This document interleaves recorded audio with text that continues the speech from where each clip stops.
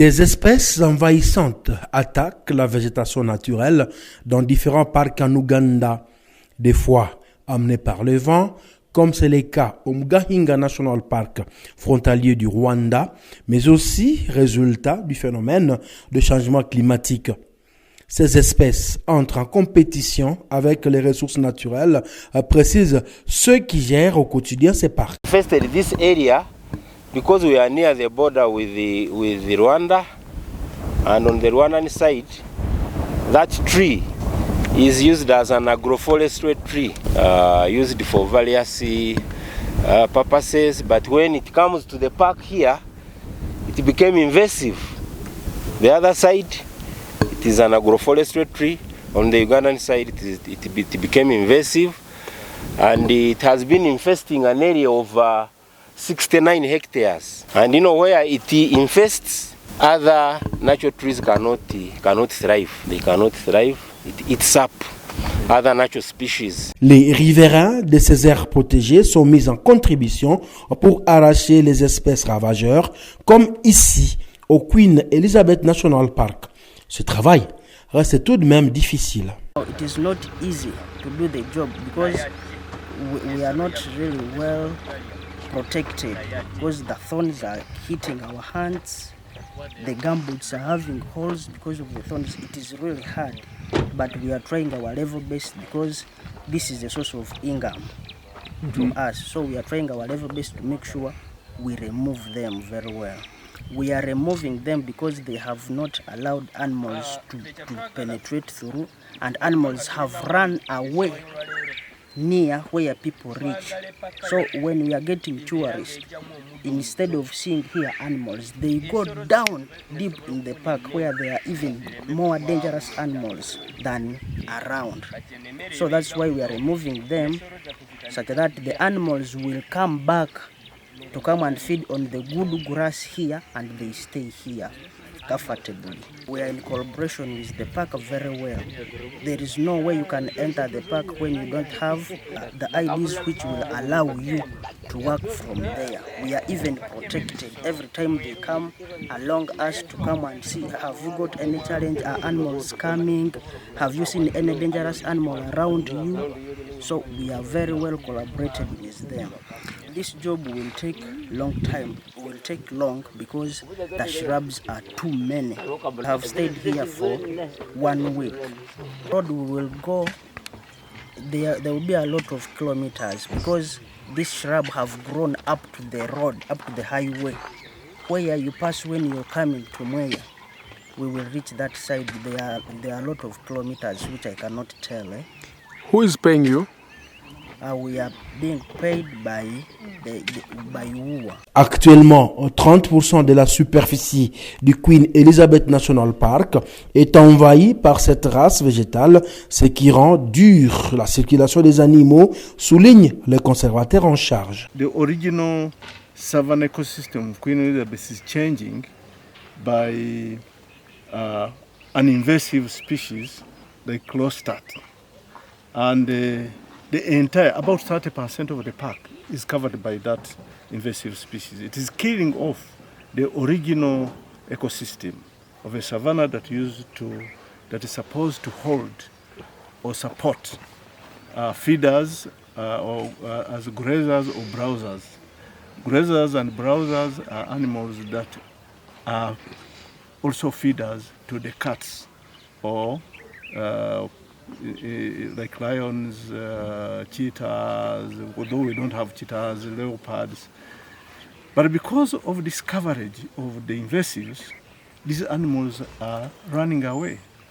They go away to open areas because this helps them. It is an adaptation system. They must seed at distances to avoid predation. So if they go away, it means all other animals will go away following them. And that's a very big problem. It creates problem animals out into the communities because communities clear their gardens. And by clearing gardens, it opens space for these ones that want a savanna-like ecosystem. So one is that the park itself is being closed up by the invasives. Two it causes the animals that want to graze and browse to move out of the park. And 3, that now encourages almost all the animals to leave the park and go outside. And that creates a conflict between the park and the neighborhood. We are using the human effort. We are uprooting this plant.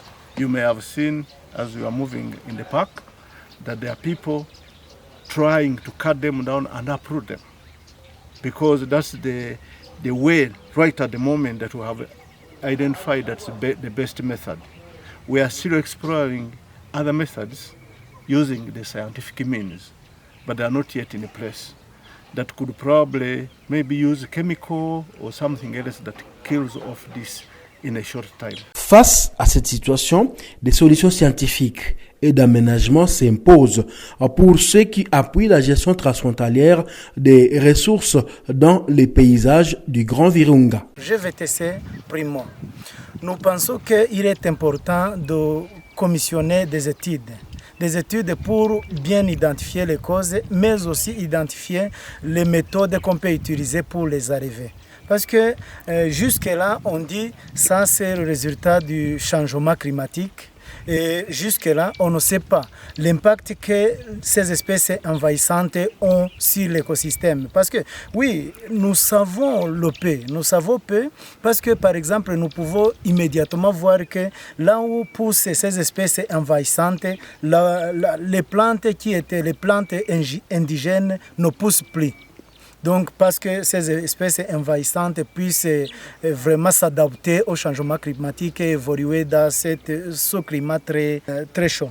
Alors, pour ce que je disais, alors, peut-être cette étude nous permettra aussi de voir, par exemple, les connaissances indigènes nous disent qu'il y a des espèces qui ont du poison sur les animaux. Alors avec l'étude, peut-être on pourra démontrer que ces espèces vraiment, c'est du poison pour les animaux et les animaux peuvent mourir.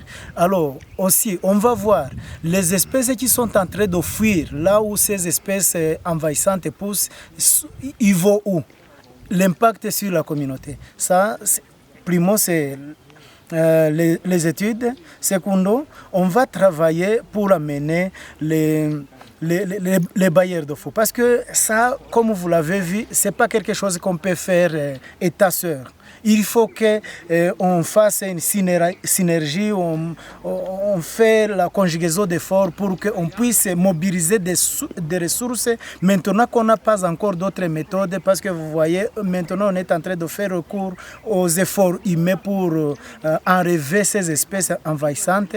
Peut-être si on peut mobiliser des ressources, beaucoup de ressources, on peut le faire et sur l'étendue. Parce que 30% du parc et Queen Elizabeth étant parmi les plus grands parcs de ce pays, vous entendez combien c'est choquant.